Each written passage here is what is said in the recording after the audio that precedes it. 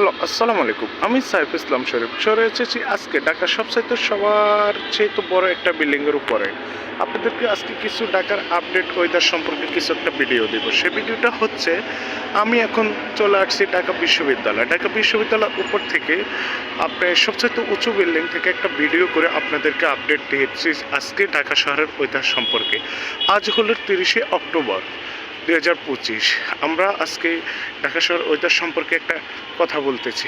যাক, আমার সামনে একটা নির্মাণাধীন ভবন আছে। এই ভবনটা 5 তারিখের পরে কার্যক্রম বন্ধ হয়ে গেছে। জানি না কবে আবার কার্যক্রম শুরু করে, যাই হোক হতেও পারে। আবার আমার সামনে আছে কাটাবন জামি মসজিদ। আমার সামনে এর পাশে আছে লাল ইটের দেখা বঙ্গবন্ধু হল, তার নিচে আছে জিয়া হল।